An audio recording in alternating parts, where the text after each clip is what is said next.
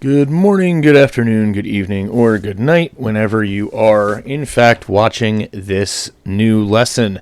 We are on lesson 5. We are on the lesson of theme. Now, this is a short lesson today because theme is very self-explanatory. And as far as the bulk of today's lesson is actually going to be on Flannery O'Connor's Good Man is Hard to Find.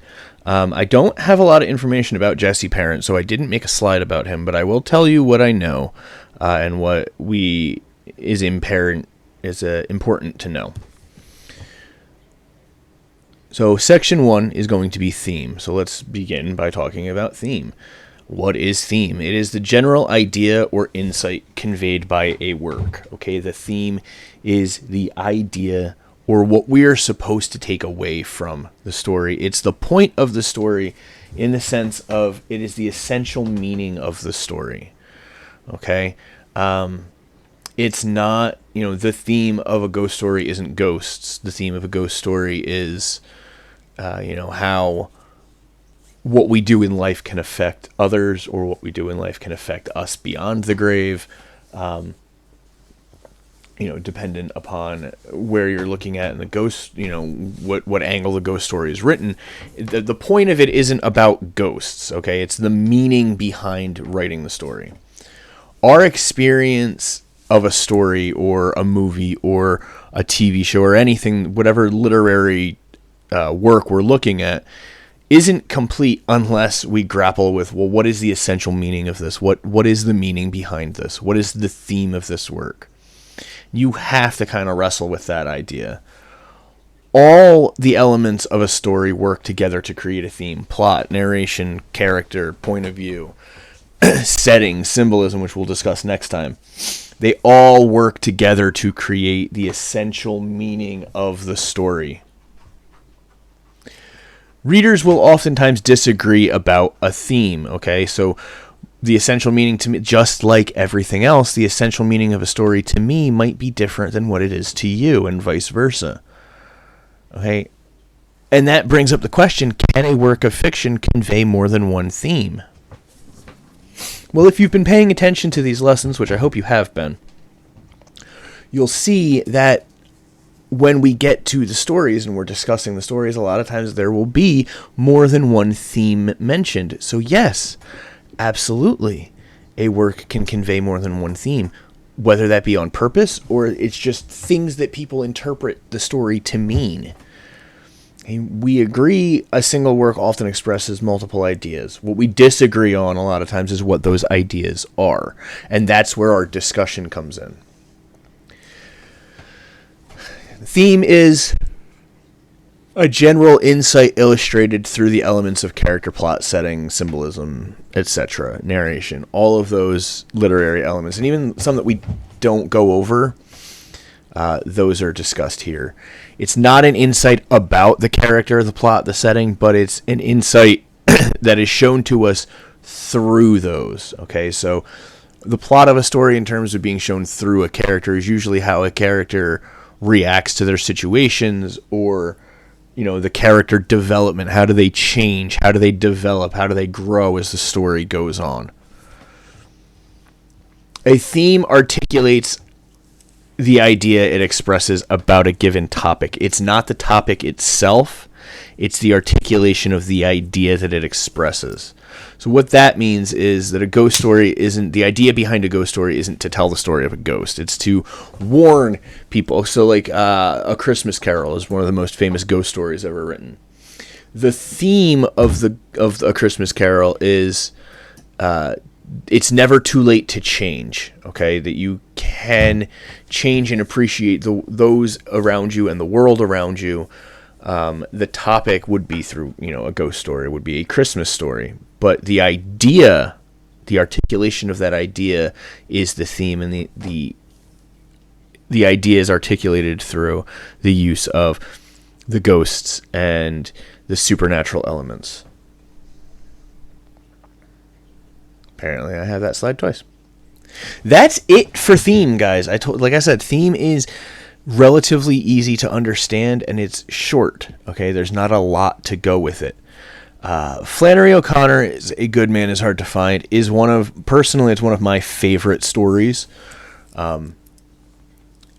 because it packs a lot into what she writes.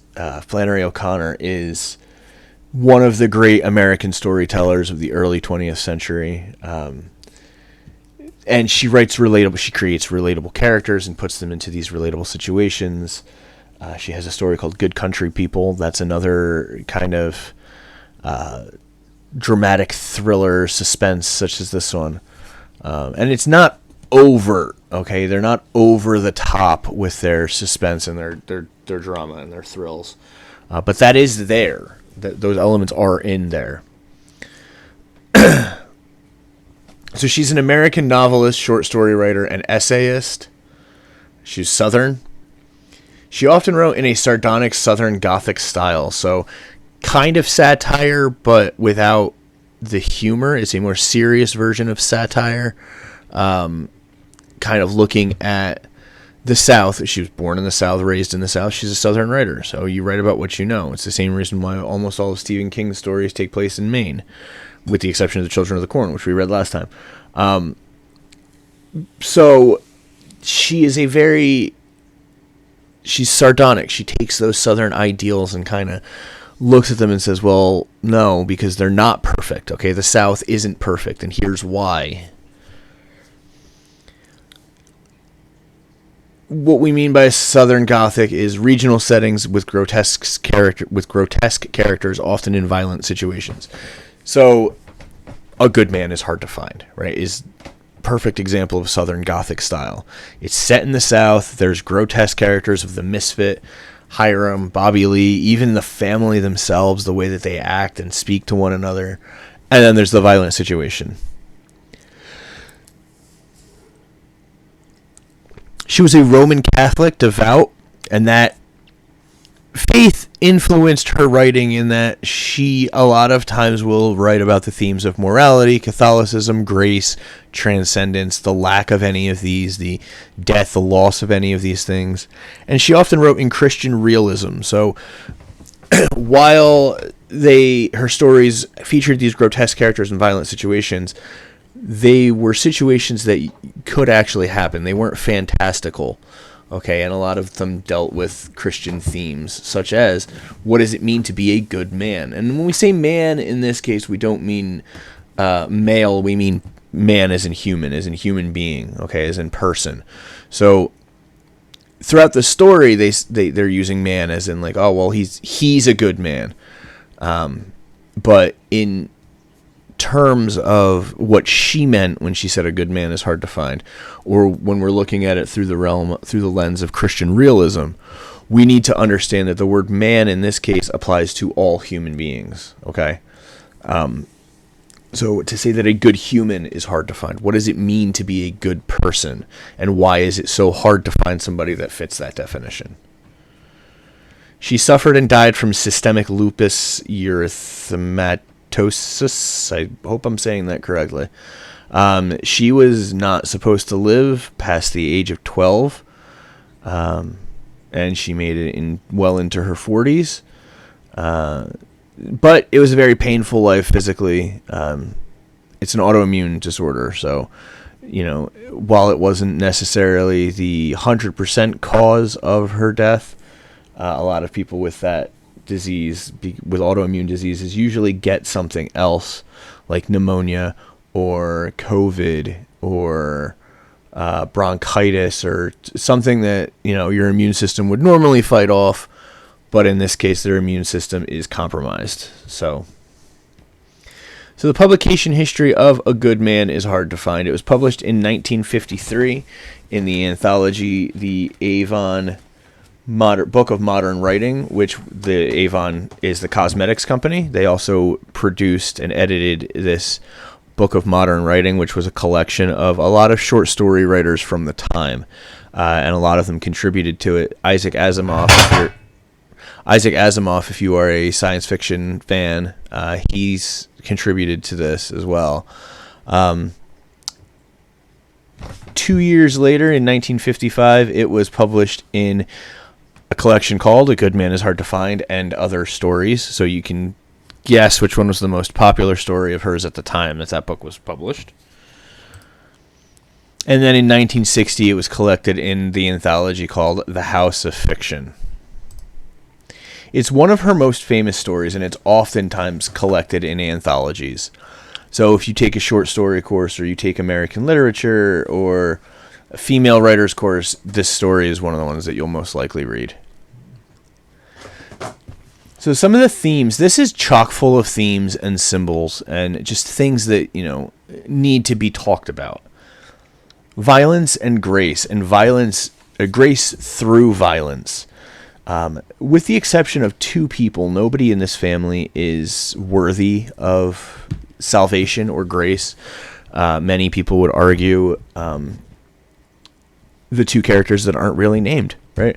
The mother, Bailey's wife, and the baby. They don't speak. They're not really given names. They're just mother and the baby. And they do nothing, okay? The other characters are all arrogant, and the children are just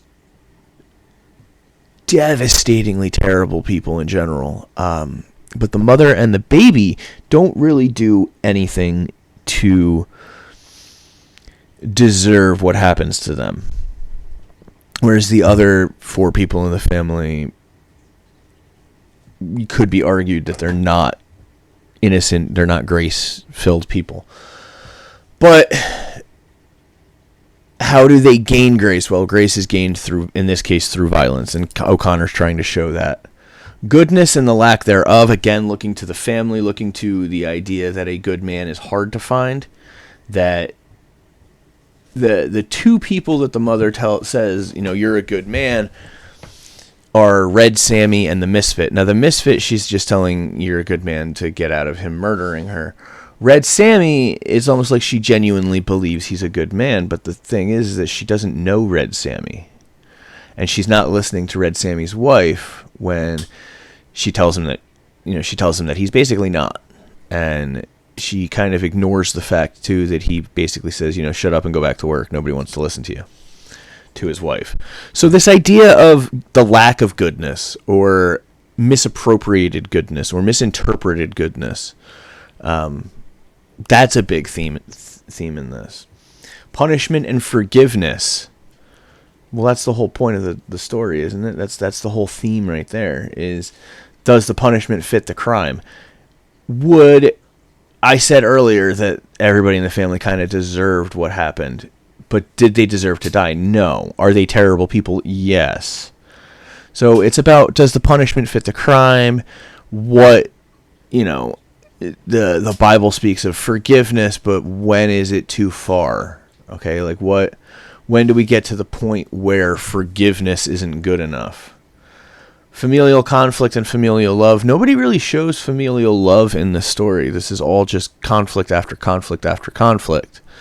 And everybody's trying to prove that they're right. Moral decay. Okay, she says to the Misfit, oh, you're a good man, you were raised a good man, how did you end up like this, and blah, blah, blah. He is the example of the moral decay if we take everything that he's saying as the truth. Okay, that he was raised a good boy, and he just went down the wrong path. Prejudice. There's lots of examples of Southern prejudice in here, and O'Connor wouldn't have written them to kind of praise those ideas.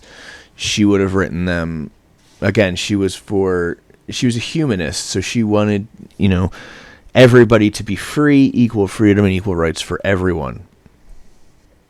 And finally, family. You have the actual family of the grandmother, Bailey, June Starr, John Wesley, the mother and the baby, and then you have this kind of makeshift family of Bobby Lee Hiram and the Misfit. And then Pity Singh is the connecting tissue between both. The symbols, again, like I said, there's this chock full of symbols. We have the grandmother's hat. This is used as an appearance to give the appearance of respectability and the morality associated with it. Okay, so she wears the hat so that people will think she is a respectable woman, that she is upscale.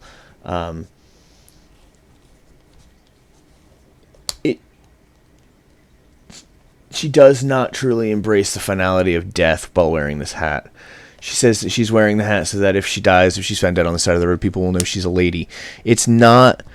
Her expectation of dying at the side of the road is more of what people will think of her than it is that she's dead. It's more, I want people to know that I was, this respectable person. During the accident, the hat is destroyed, which is symbolic of the fact that we cannot control our fate. Okay, the grandmother tries to control her fate. She even tries to get the misfit to turn his back on executing her. And she does try to save her own ass rather than try to save her family's during that exchange with the misfit. But the hat is destroyed in the accident, which symbolizes that we cannot control our fate. She was fated to run into the misfit and die that day. And no amount of hats are going to change the trajectory of her destiny. The misfit's car is described as a hearse-like automobile. So a hearse is, for those of you that don't know, that is the type of vehicle that is used to transport caskets and the deceased from wherever they've died to the funeral home, from the funeral home to the cemetery. It's a death car, okay? It's where you put dead bodies. It's a symbol of death. The misfit's hearse-like car coming up over the hill and stopping in front of them is symbolic of death arriving. It also ties into the misfit's history of violence, right? He's killed his father. That's what he's in jail for. He was an undertaker at one point, not the professional wrestler, the Undertaker, but an actual undertaker, somebody that, performs funerals and prepares bodies for burial. He did that. So those are all kind of foreshadowing what's about to happen. And then you can tie them all into his hearse-like automobile. Pity Singh is the cat. Again, like I had mentioned just a few moments ago, the cat ties the two families together. The cat starts with the grandmother's family, the Bailey family. That's what we'll call them from now on, the Bailey family. So the cat starts off as a member of the Bailey family, causes the accident, and ends up with the misfit and this little makeshift family that he's got with Bobby Lee and Hiram at the end. So Pity Singh ties the two groups of people together. Also, cats are evil. The dirt road is an interesting symbol that I never picked up on until recently when a student brought it to my attention. The Bailey, the father, as he's driving down the road right before the accident, he says, "This better be it because I'm only driving down this dirt road once," or something to that effect. And it's true. That line foreshadows what's about to happen to him because he does only drive down the dirt road once. He doesn't even drive back over it. It's one and done. The graveyard they pass. It's a family graveyard with 6 tombstones in it. There are 6 members of their family. There is one gravestone for each of the human members of their family that are soon to end up dead. And hey guys, guess what? That's it. I told you this was a short one. Like I said, I don't have much on Jesse Parent, but what I do have, I can tell you. Jesse Parent is not your typical, what you would think of. When you look at him, you would not think that he is a poet. You would think he's more of, a biker, and he might ride a bike. I don't know. The man now bounces at bars for fun. He volunteers. He has won several national poetry awards. He's been in a lot of national poetry competitions and international poetry competitions. His wife is a breast cancer survivor. He has 3 children. He has 2 sons and a daughter. The poem that you should have read or are going to read, "To the Boys Who May One Day Date My Daughter," was written by Jesse when his daughter was still very young. When she was 16, he wrote a follow-up poem to that called "Doors," which you can also check out. It's not required, but you can check it out. They're both very good. Check out all of his works are good. We will be reading another one called The Parts of Her That Matter later on. I highly recommend reading Lazarus and finding the performances of them on YouTube. Lazarus, Kermit, Doors, and then you should have watched the video for To the Boys Who May One Day Date My Daughter. If not, it will be attached to the end of this video. So I will stop talking, and then the Jesse Parent performance of To the Boys Who May One Day Date My Daughter will start. Next time, for our last video lesson, that's actually a video lesson, will be Symbolism and Imagery, and you'll have to read The Eyes Have It by Philip K. Dick and the poem Metaphors by Sylvia Plath. I will periodically be posting up videos of me talking about some of these other assignments and stories and things like that, but as far as lessons go, there is only the one on symbolism. Everything else would, in a normal classroom setting, be discussion based, so there wouldn't be reason for me to kind of record a video like this. Again, as a reminder, if you have not done so and you are still within the first 10 days of the semester, please do the syllabus quiz. Don't forget your weekly discussion boards. This week you have a quiz, well, for this lesson I should say, you have a quiz due on A Good Man Is Hard to Find and an essay due on To the Boys Who May One Day Date My Daughter, so please get those turned in as soon as possible. As a reminder, your midterm is due June 13th. And your final would be due on June 27th. Be good people, and I will see you next time for Symbolism. To the boys who may one day date my daughter.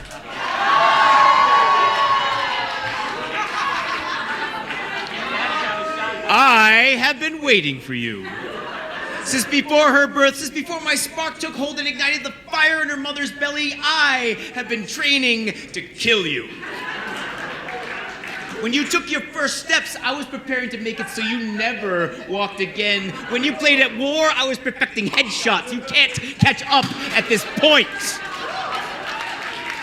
And when you first meet my daughter and fall in love with the look she sends over her shoulder, her crescent moon eyes framing her laughing smile, you are gonna want to talk to her.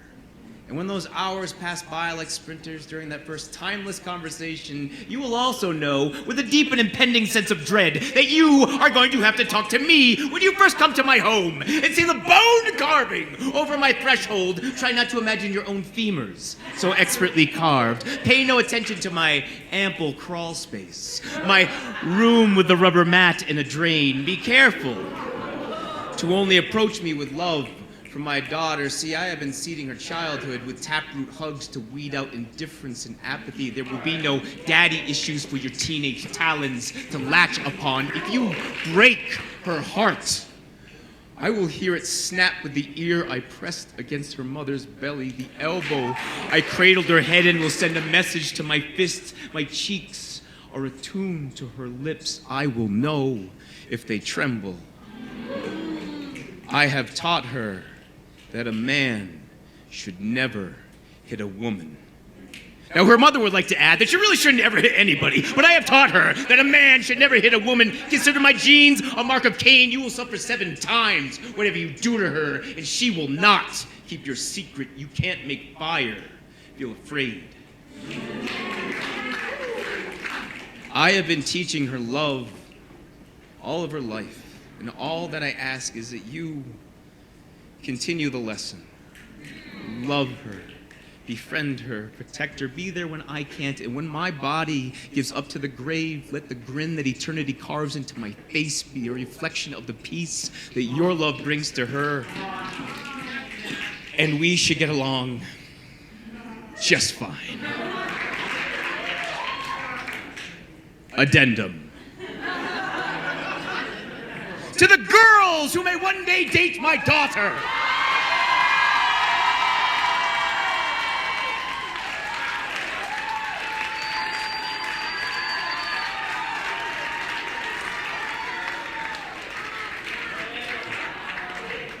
My wife is a better shot than I am.